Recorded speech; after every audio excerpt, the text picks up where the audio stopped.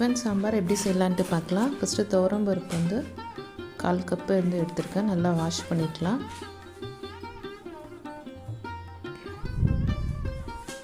அதில் ஒரு பெரிய வெங்காயத்தை 1 பாதியமாக கட் பண்ணி அதையும் வந்து சேர்த்துக்கிறேன். அதுக்கப்புறமா பச்சை மிளகா ஒரு 2 பச்சை மிளகா சேர்த்துக்கலாம். தக்காளி ஒன்று வந்து 1 பாதியமாக கட் பண்ணால் ஒரு பழுத்த தக்காளி வந்து நான் சேர்த்துக்கிறேன். பூண்டு ஒரு 4லேருந்து 5 பல்லு சேர்த்துக்கலாம். வேக வைக்கிறதுக்கான தண்ணியை வந்து ஆட் பண்ணிக்கோங்க.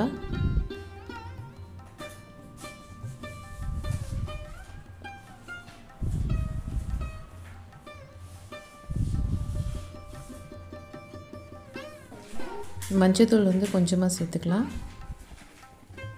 இப்போ வந்து விசில் வந்து 3 விசில் வச்சு எடுத்து வச்சுக்கலாம். அதுக்குள்ளே வந்து தேங்காய் வந்து கொஞ்சோண்டு தேங்காய் எடுத்து நல்லா ஃபைனாக அரைச்சி வச்சுக்கலாம். வேக வச்ச பருப்பு ரெடி ஆகிடுச்சு. இது நல்லா வந்து மசிச்சு இப்போ ஒரு பேனில் வந்து ஆயில் வந்து ஆட் பண்ணியிருக்கேன். அப்புறமா சீரகம் வந்து ஒரு 1/4 டீஸ்பூன் கிட்டேயும், கடுகு வந்து கொஞ்சமாக சேர்த்துட்டு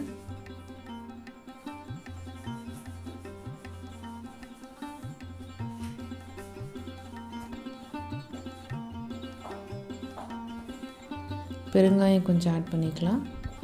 இப்போ சீரகமும் கடுகு நல்லா பொரிஞ்சு வரட்டும்.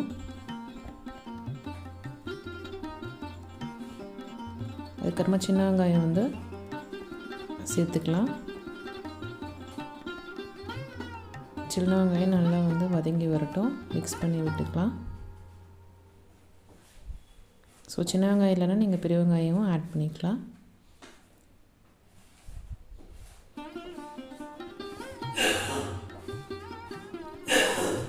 இப்போ தக்காளி வந்து இது மேலே சேர்த்துக்கலாம்.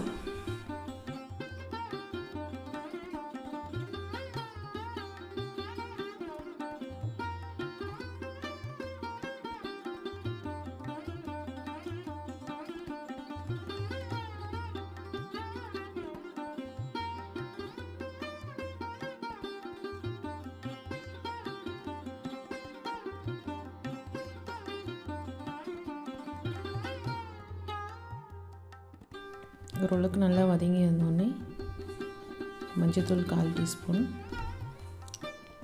மிளகாய்த்தூள் வந்து உங்கள் காரத்துக்கு ஏற்ற மாதிரி சேர்த்துக்கோங்க. என்ன நம்ம பச்சை மிளகாவும் ஆட் பண்ணிக்கிறோம். அப்புறமா தனியாத்தூள் வந்து ஒரு 2 டீஸ்பூன் கிட்டே நான் சேர்த்துக்கிறேன். இது வந்து பச்சை வாசனை லைட்டாக போகிற வரைக்கும் ஒரு நிமிஷம் போல் சாட்டே பண்ணுங்கள். ஆனால் வந்து மசாலா வந்து தீஞ்சிடக்கூடாது. ஸோ அதை வந்து பார்த்துக்கோங்க. ஸோ இது அளவுக்கு பச்சை ஸ்மெல் போன வரைக்கும் நம்ம வேக வச்ச பருப்பை வந்து இதில் வந்து சேர்த்துக்க போகிறோம்.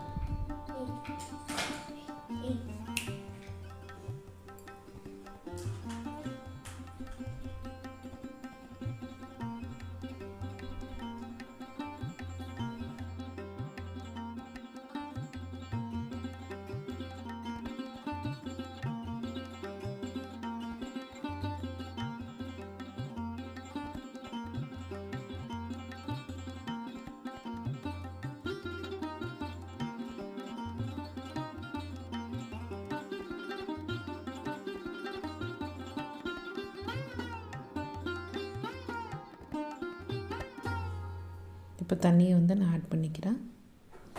ஸோ ஆற வந்து பார்த்திங்கன்னா திக்காகும். ஸோ அதுக்கேற்ற அளவு நம்ம தண்ணியை பார்த்து சேர்த்துக்கணும். இப்போ அரைச்சி வச்ச அந்த தேங்காய் விழுதையும் இதோட ஆட் பண்ணிக்க போகிறோம். ஸோ நல்லா வந்து கொதிய வரட்டும்.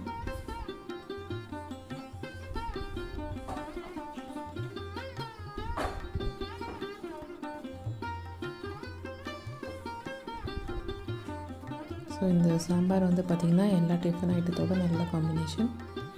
டேஸ்ட் வந்து பார்த்திங்கன்னா ஹோட்டல் ஸ்டைலில் கண்டிப்பாக இருக்கும். ட்ரை பண்ணி பாருங்கள். மறக்காமல் கமெண்ட் செக்ஷனில் சொல்லுங்கள். இப்போ தேவையான அளவு உப்பு சேர்த்துருக்கேன். உப்பு சேர்த்து நல்லா வந்து மிக்ஸ் பண்ணி விட்டுட்டு நல்லா கொதிய வரட்டும். அதுக்கப்புறமா வந்து மீன் ஆயில் வந்து நீங்கள் புளியை கொஞ்சமாக ஊற வச்சுக்கோங்க. ஏன்னா நம்ம புளி தண்ணியும் கொஞ்சமாக ஆட் பண்ண போகிறோம்.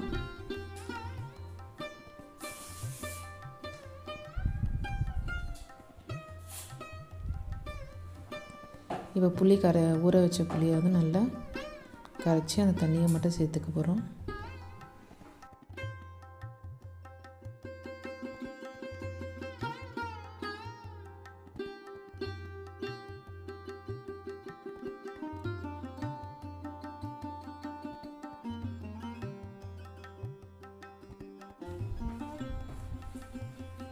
புளி ஆட் பண்ணோன்னே ஒரு 2-3 நிமிஷம் இருந்தால் போதும், ரொம்ப நேரம் கொதிக்கணும்னு அவசியம் கிடையாது.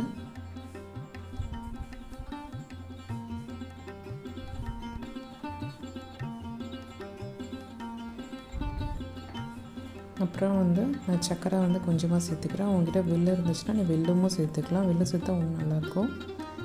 நான் ப்ரௌன் சுகர் ஆட் பண்ணியிருக்கேன்.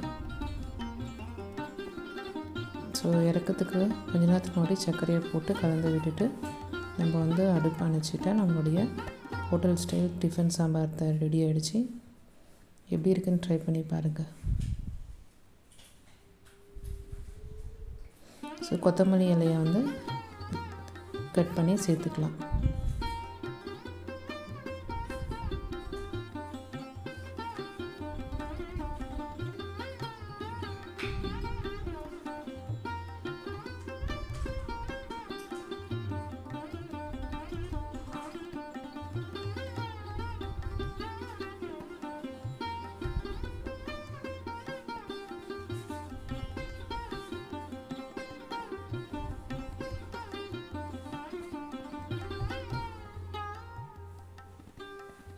நெய் ஒரு டேபிள் ஸ்பூன் கிட்ட கடைசியாக இறக்கும் போது ஆட் பண்ணிக்கோங்க. அந்த ஃப்ளேவர் ரொம்ப நல்லாயிருக்கும்.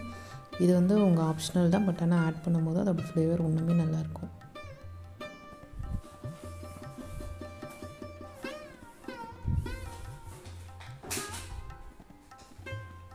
ஸோ நம்மளுடைய சாம்பார் இப்போ தயாராகிடுச்சு. ஸோ எப்படி இருக்குன்னு ட்ரை பண்ணி பார்த்துட்டு மறக்காமல் கமெண்ட் செக்ஷனில் சொல்லுங்கள். தேங்க்ஸ் ஃபார் வாட்சிங்.